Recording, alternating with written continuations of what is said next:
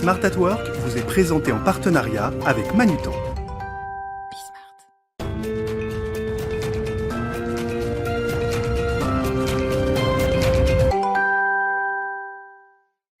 Bonjour à tous, bienvenue dans Smart at Work, votre rendez-vous mensuel autour du concept du bien travailler. Alors ce mois-ci, je vous propose une réflexion autour de la mise en place d'une organisation pérenne du travail pour une entreprise pérenne. Alors c'est vrai qu'on a été pas mal bousculé avec la pandémie en termes d'organisation. Si le télétravail semble se généraliser, il n'est en revanche pas possible dans toutes les fonctions. Donc comment est-ce qu'on fait pour garder une forme d'équité ? Comment est-ce qu'on peut manager des équipes à distance ? Que devient l'entreprise en tant que corps social quand on a finalement des effectifs qui sont éclatés un peu partout? Concrètement, est-ce qu'une entreprise peut réellement perdurer avec du télétravail? On en parle tout de suite avec mes invités.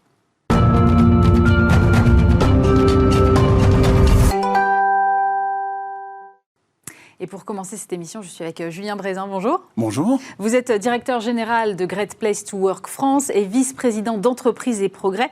Julien, vous avez un petit peu un poste d'observateur de tout ce qui se passe dans les entreprises. Et je voulais avoir votre sentiment, vous, sur les modèles d'organisation, parce qu'on a entendu un peu tout et son contraire pendant la pandémie. Demain, tout le monde tous en télétravail pour tout le temps. Évidemment, les positions radicales ne sont jamais celles qu'on retient à la fin en général. Donc, comment est-ce que vous voyez se dessiner les choses aujourd'hui ? Alors, il est vrai que le monde du travail a été considérablement secoué par le Covid, par la crise Covid.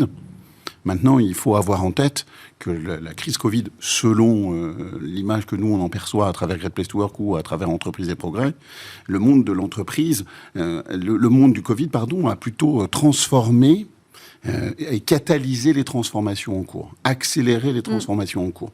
Le télétravail existait, il a été considérablement élargi, et le nombre d'entreprises qui se sont mises au télétravail ou qui ont accepté le télétravail a été considérablement accru. Alors, c'est vrai que cette transformation-là et cette accélération est venue casser finalement l'unité de lieu de travail. Et vous vous souvenez, quand on était en quatrième et qu'on étudiait le bourgeois gentilhomme, on nous apprenait qu'il y avait unité de temps, unité de lieu et unité d'action. Oui, c'est vrai. Et finalement, l'unité de lieu était la dernière qui n'avait pas été bousculée. Et finalement, aujourd'hui, ce qu'on voit, c'est que ces trois éléments-là se sont flexibilisés. Et pour moi, c'est vraiment le message hyper important à retenir dans cette forme d'hybridation du travail dans lequel on rentre aujourd'hui. Comment est-ce qu'on fait pour manager des équipes qui sont à distance et faire en sorte que finalement, tout ça garde quand même une sorte de cohérence ? Il y a vraiment une attente de la part des collaborateurs de conserver une proximité managériale. Et dans nos récentes études, on a vu que le Covid était passé par là et avait légèrement distendu cette dimension-là. Chaque année, au sein de Great Place to Work, on fait une grande étude auprès de 5000 collaborateurs français. Et ce qu'on a vu cette année, c'est qu'effectivement, le nombre de collaborateurs qui avaient eu un échange positif avec leur manager, une nature de feedback, était passé, d'habitude, c'est plutôt un collaborateur sur 4, et là, on était seulement à un collaborateur sur 5. Ce qui est quand même significatif sur des grands ensembles comme celui-là. Donc, le sujet prioritaire, c'est le sujet de la proximité managériale. Proximité managériale qui va remettre en cause ou remettre du baume au cœur pour les managers de proximité. Managers de proximité qui sont un petit peu entre le marteau et l'enclume et qui ont un rôle essentiel parce que ce sont les acteurs du feedback, donc les acteurs de la prononce. Et c'était un échelon qu'on se disait potentiellement qu'on pouvait faire sauter juste avant la pandémie. On était en train de se dire, à quoi servent-ils vraiment ? La révolution technologique, la croyance dans une forme d'omniscience à travers toutes les remontées d'informations qu'on est capable d'avoir, laissait penser, on va faire un peu de lean. Vous savez, c'était le mot un peu à la mode, on va faire un peu de lean, on va nettoyer un peu les structures, et puis on va... Et en fait, le manager de proximité, c'est vraiment l'acteur de la conduite de la transformation, et c'est l'acteur de sens. C'est lui qui vient au quotidien nourrir le sens que les collaborateurs et les collaboratrices ressentent. Vous parlez de sens, vous parlez de transformation, et il y a une notion qu'on n'a pas encore abordée ensemble, c'est la performance. Est-ce qu'il est encore possible de mesurer la performance de ses collaborateurs, du travail effectué, quand on est comme ça à distance, dans une relation qui peut parfois effectivement se distendre? Alors, la performance des entreprises, on a vu les résultats. Le CAC 40 n'a jamais délivré des résultats aussi extraordinaires que sur 2021. Donc ça veut dire que les collaborateurs... Portés par une croissance et les aides et tout ça aussi, il faut trier le grain de livret, vous avez raison, mais globalement, quand vous êtes des entreprises du CAC 40, le poids de leur chiffre d'affaires en France est relativement court. Donc ça veut dire quoi? Ça veut dire que les collaborateurs et les entreprises ont réussi à s'adapter. Cette transformation-là, pour nous, elle vient continuer à nourrir ce que l'on croit, ce que l'on voit chez Great Place to Work, c'est que performance sociale et performance économique sont intimement liées. Toutes les études, quand nous, on a la chance de, par exemple, analyser une entreprise dans le retail, donc avec des dizaines de magasins, on va mettre en corrélation la performance économique, la performance vis-à-vis des consommateurs, la performance RH, mesurée par Great Place to Work. Et on voit une corrélation immédiate. Donc oui, il est toujours possible de continuer à mesurer et à concilier performance économique et performance sociale. Ça demande, on y revient, une proximité managériale essentielle qui doit être construite, selon nous, sur un socle de confiance. C'est véritablement dans la confiance que le manager de proximité, surtout quand le collaborateur ou la collaboratrice est loin, c'est par la confiance qu'il va pouvoir continuer à travailler avec eux. Et vous parliez tout à l'heure en introduction de la notion d'équité. Que le collaborateur soit à proximité ou loin, cette confiance, elle reste clé. Merci Julien Brezin, vous restez avec moi, on poursuit cette discussion dans un instant.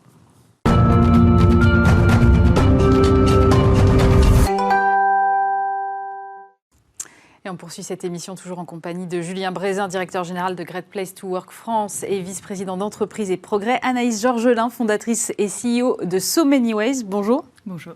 Et Antoine Compin, directeur général de Manut en France. Bonjour. Bonjour Aurélie. Antoine, on discutait avec Julien juste auparavant de cette fonction centrale dans la future organisation des entreprises du manager de proximité. Est-ce que c'est un avis que vous partagez? Alors j'écoutais attentivement ce que disait effectivement Julien tout à l'heure, le manager de proximité ou les managers de proximité. Alors je ne sais pas s'ils sont entre le marteau et l'enclume, mais c'est vrai qu'ils ont une fonction qui est très particulière et qui également se transforme depuis un peu plus de 2 ans maintenant, avec ce besoin d'être à la fois en capacité de communiquer les valeurs de l'entreprise, la culture de l'entreprise et tout ce qui forme les fondations de l'entreprise à l'ensemble de ses équipes, mais aussi le vecteur et la courroie de communication pour faire remonter en fait sous forme de feedback ce qui se passe en fait de la part de toutes les équipes et ce qui est vécu au quotidien.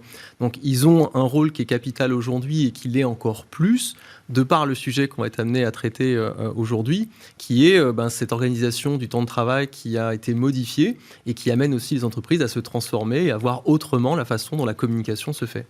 Alors, c'est marrant qu'on commence finalement par ça, cette fonction centrale du manager de proximité, parce que vous, Anaïs, vous avez fait une étude récemment sur la fonction de manager. Et donc, visiblement, la fonction de manager ne fait plus du tout rêver. Donc, où est-ce qu'on va pouvoir trouver demain les talents qui vont permettre de garantir cette organisation pérenne de l'entreprise ? Oui, c'est ce qu'on observe, qu'il y a dans les organisations cette petite préoccupation de la part des chefs d'entreprise. Il y a de moins en moins de personnes qui veulent devenir manager. Donc il y a un enjeu à réenchanter la fonction. Je ne crois pas que plus personne n'ait envie de devenir manager. Je pense qu'on a un enjeu collectif à redonner du sens à ce métier aussi. Alors, je lisais un article, un papier de Muriel Gézor dans Les Échos qui disait le chantier tentaculaire de l'organisation de l'entreprise rend essentielle la présence de managers, mais pas n'importe lesquels. Des coachs, des mentors, des professionnels capables de favoriser toujours plus de dialogue et d'inclusion, d'ingénieusement rythmer les tâches des équipes à distance, de résoudre les conflits éventuels en appui sur une forte raison d'être, de concilier de la façon la plus judicieuse sens collectif, impact positif et attentes individuelles. Julien Brezin, j'ai envie de leur dire, mais bon courage. C'est pour ça qu'il ne faut pas sacraliser, parce que je pense qu'il faut avoir conscience que chaque manager vient comme il est. Et je crois surtout qu'il faut redonner, et c'est ce que vous disiez qui est essentiel, redonner une envie à des collaborateurs, des collaboratrices, d'endosser cette responsabilité. Ce qui veut dire identifier quelque chose d'un petit peu particulier, qui est une forme de générosité. Parce que là où vous avez parfaitement raison, et je souscris à ce qui était écrit, c'est que finalement, le vecteur clé qui va permettre le piston dont on parlait tout à l'heure, c'est quelque part un manager qui n'est pas sachant, mais qui a un rôle et qui accepte d'être le responsable, finalement, de créer les conditions du succès de son équipe et de son entreprise.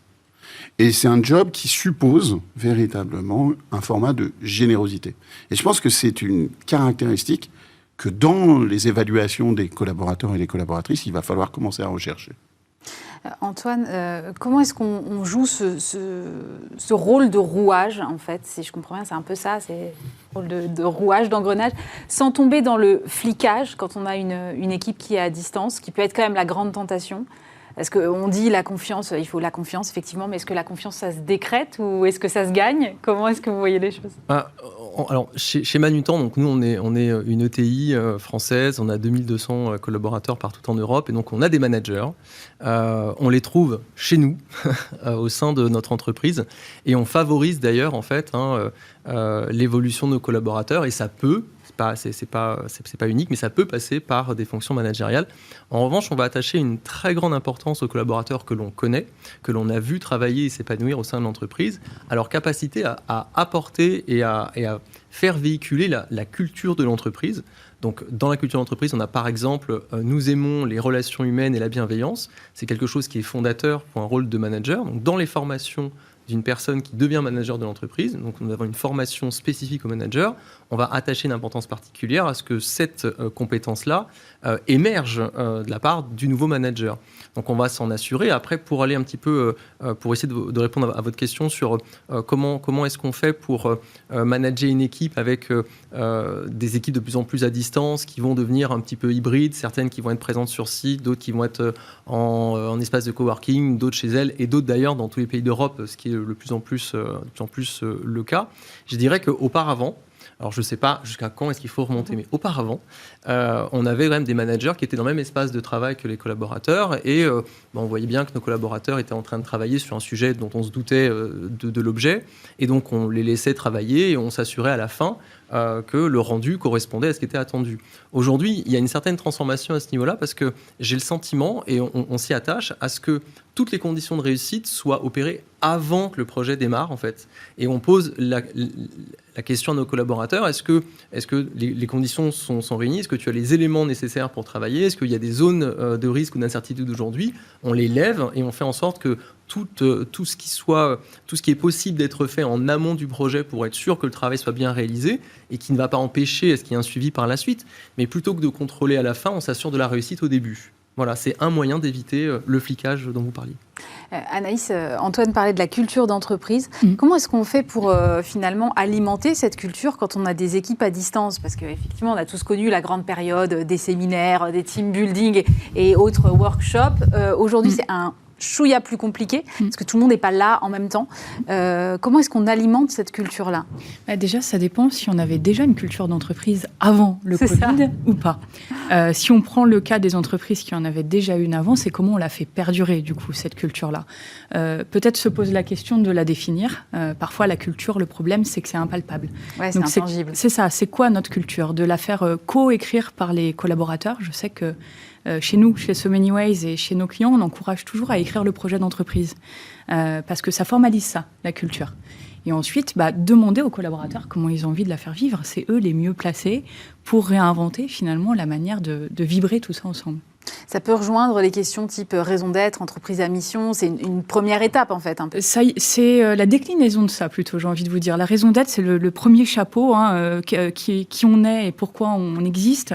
Dans le projet d'entreprise, vous allez trouver tout un tas d'autres choses. Comment on collabore ensemble, où est-ce qu'on se retrouve, pourquoi on a décidé ça, c'est quoi notre règle du jeu côté télétravail, etc., etc. Et c'est vrai que de l'écrire et plutôt de le co-écrire avec les collaborateurs, c'est comme ça qu'on invente demain.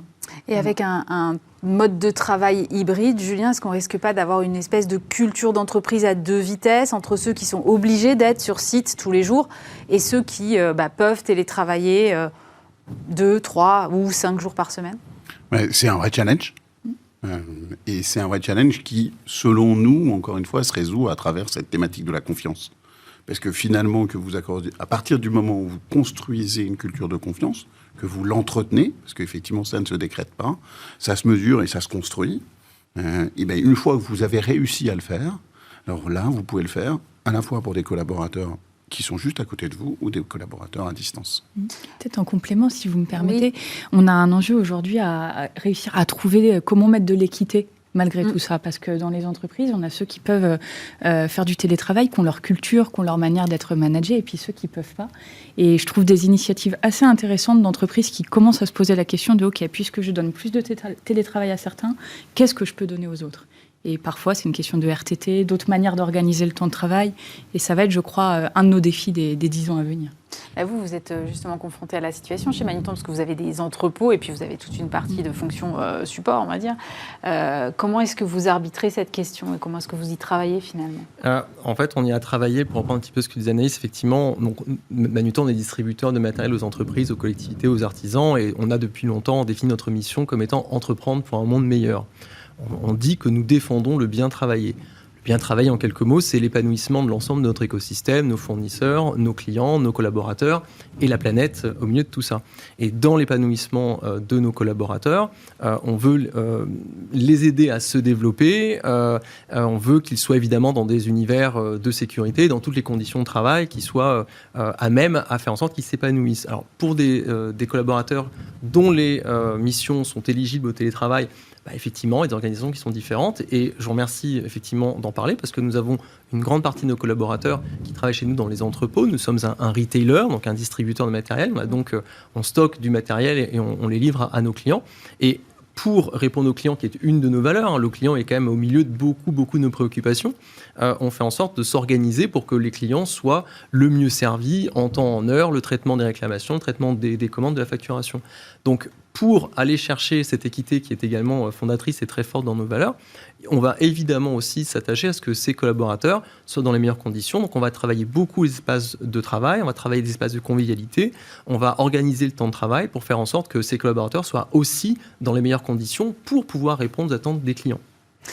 Comment est-ce qu'on fidélise ensuite les talents dans l'entreprise ? Parce que finalement, ils peuvent perdre un peu ce lien, même si je veux bien croire que la culture prime sur tout et qu'elle est très forte. Je pense que quand même, il y a un vrai risque, et il y a pas mal de DRH qui le disent, de perdre certains collaborateurs en route. On parle maintenant de salariés zombies qui perdent un peu le sens de leur travail et qui finalement se perdent un peu en chemin.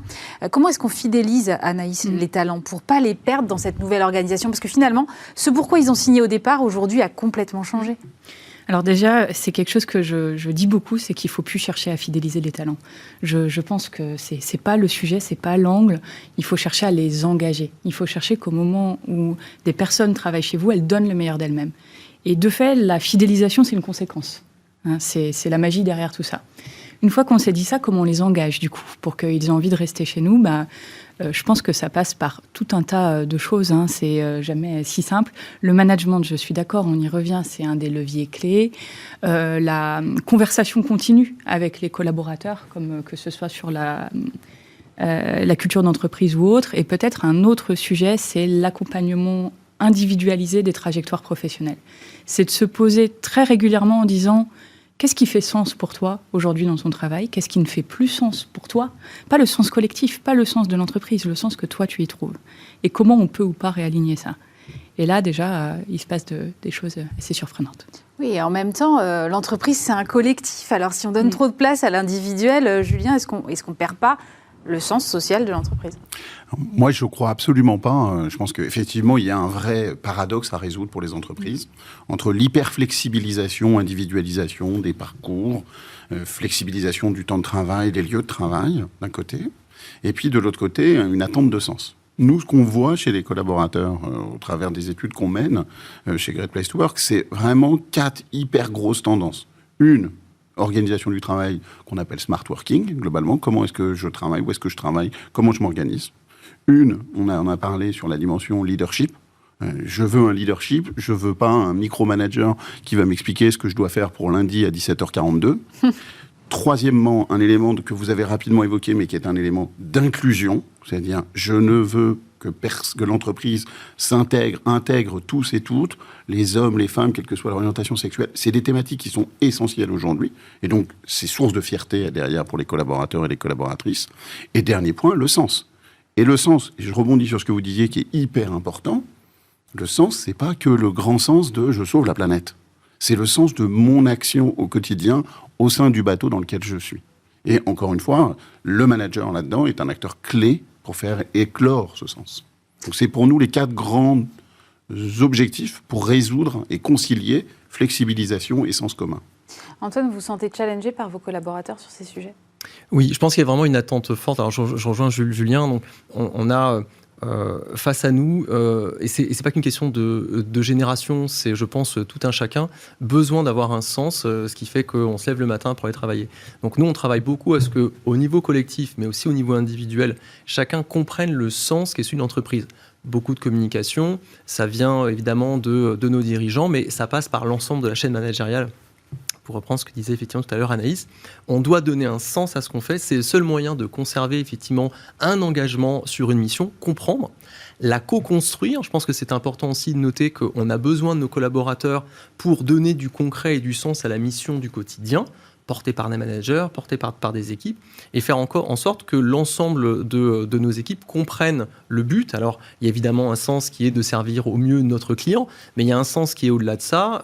Il y a 15 jours, j'ai rencontré des étudiants d'une grande école de commerce qui avaient cette envie de choisir les entreprises qui étaient les leurs ou leurs futures entreprises sur l'impact de ces mêmes sociétés sur leur environnement, réchauffement climatique, la biodiversité ou la lutte contre les inégalités. Donc il y a besoin de montrer aujourd'hui, outre des grands aspects de sens, des exemples qui sont donnés.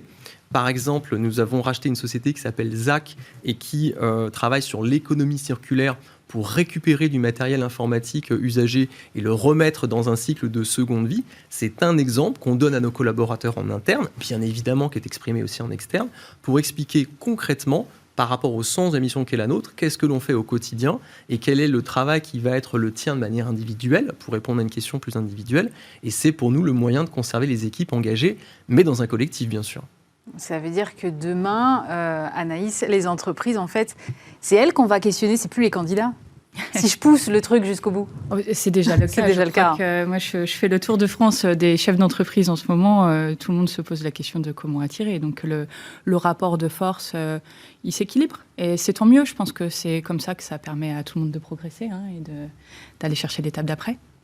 Est-ce qu'il faut que les entreprises s'engagent encore plus en matière d'actes de compensation dans cette nouvelle organisation? Est-ce que, moi j'entends beaucoup de débats sur la semaine de 4 jours par exemple, est-ce que c'est des choses que vous, par exemple Anaïs, vous ressentez? Ouais. Alors je vais vous donner, peut-être ce sera ma conclusion pour ma parole, mais je pense qu'on a plusieurs manières de trouver du sens individuel. Je pense que c'est un « et » plutôt qu'un « ou », donc le sens collectif de l'entreprise dont on a parlé et le sens que chacun y met. Dans ce qui permet de trouver du sens individuel, nous, on a identifié 5 modes de rapport au travail, avec chacune la manière de trouver du sens. Il y en a un, c'est l'impact sociétal, celui dont on a parlé, c'est pas le seul. Il y en a un autre qui serait le mode équilibre, qui, lui, va se trouver très intéressé par la semaine de 4 jours. Équilibre vie privée, vie... Pas trop... voilà, une place limitée au travail, en tout cas. D'accord. Et si vous voulez toute politique d'entreprise qui, aujourd'hui, consisterait à répondre à un seul de ces modes de sens, je pense qu'elle ne marchera pas sur des gros volumes. Et donc, la semaine de 4 jours généralisée, j'y crois pas tout à fait non plus pour engager globalement les troupes. Voilà. Julien ? Je crois que le sujet de flexibilisation est hyper clair derrière les propositions que vous faites. C'est-à-dire que l'entreprise ne peut se contenter d'avoir une réponse unique, un one-way, comme on a eu historiquement. Elle est complexe, et les attentes des collaborateurs sont complexes à un instant T, mais elles changent. Aujourd'hui, on voit émerger, côté RH par exemple, une tendance très forte du suivi et de la compréhension des attentes des collaborateurs aidants. Qu'est-ce que c'est qu'un collaborateur aidant ? C'est un collaborateur qui, à un moment dans sa vie, a besoin de temps. Donc d'équilibre, pour reprendre ce que vous disiez. Ça ne veut pas dire qu'il arrête sa carrière, ça veut pas... Non, ça veut dire qu'à un moment, l'entreprise doit prendre le temps d'écouter individuellement les collaborateurs, d'y répondre dans un cadre collectif d'équité, On en parlait tout à l'heure, et Antoine avait raison de mentionner ce point-là, parce que c'est essentiel. Et derrière, de flexibiliser les parcours. C'est vraiment, pour moi, l'hyper-flexibilisation, c'est vraiment ce qui va être la complexité du métier RH et du métier du manager, et en même temps, sa richesse. Mais est-ce que c'est pas plus facile à mettre en œuvre dans des petites structures que dans des structures de taille plus grosse? Je sais pas, Anaïs, ce que vous en pensez, mais... Si, complètement. Nous qui travaillons là-dessus, on dit toujours il y a 2 leviers, ils ne peuvent pas aller à la même vitesse. Le premier, c'est comment on donne les clés aux managers pour faire ça à leur échelle. Parce que vous voyez, quand on parle d'équilibre vie pro, vie perso, sous l'exemple de l'aidant, le manager de proximité, il sait ce qui se passe pour la personne normalement, s'il fait bien son métier, j'ai envie de dire. Et là, il peut agir à son niveau. Et ça, pour les 5 modes de rapport au travail, de sens au travail que nous on a identifiés, le manager a un levier. Mais après, il y a une réflexion de long cours au niveau de l'entreprise. Et là, évidemment, nous, on est 20, c'est beaucoup plus facile que pour certains de nos clients qui sont 100 000. Mais il faut amorcer la réflexion maintenant, parce que c'est le futur. Vous n'êtes pas 100 000 chez Manutan, mais vous êtes déjà de plus gros effectifs que chez Anaïs.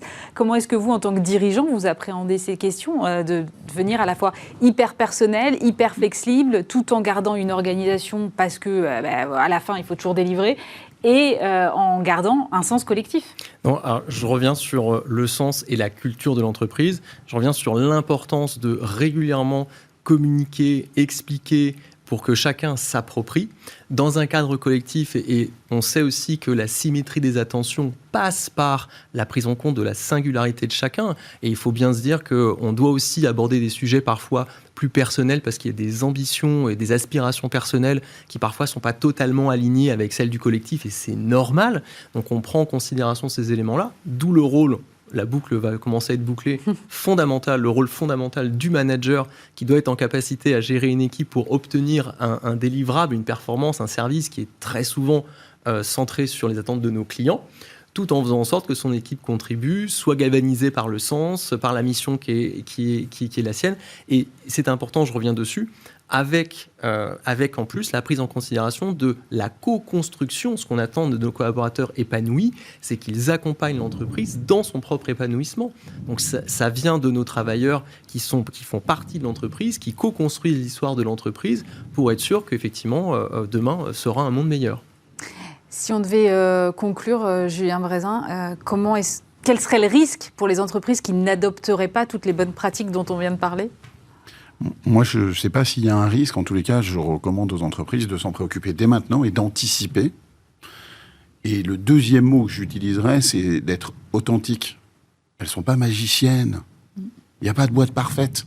C'est juste d'essayer d'être authentique et de se regarder en honnêteté et de dire, voilà, moi, nous, dans telle entreprise, on fait ça de bien. Là, ce n'est pas notre point de fort. À partir du moment où le contrat est clair avec les collaborateurs et les collaboratrices, je pense que derrière, il n'y a pas de mismatch, excusez-moi pour l'anglicisme, mais il y a véritablement un contrat de confiance qui revient. Anaïs ? C'est une co-responsabilité aussi, j'ai envie de dire, parce qu'on a beaucoup parlé du rôle de l'entreprise, du rôle du manager, et il y a aussi le rôle du collaborateur dans la construction de son propre sens et de l'expérience de travail qui lui correspond. Donc voilà, chacun son petit pas. Merci beaucoup à tous les trois. Julien Brezin, directeur général de Great Place to Work France et vice-président d'entreprise et progrès. Anaïs Georgelin, fondatrice et CEO de So Many Ways. Et Antoine Compas, directeur général de Manutan France. Merci d'avoir été avec moi. On se retrouve bien sûr le mois prochain pour un nouveau numéro de Smart at Work. Smart at Work vous a été présenté en partenariat avec Manutan.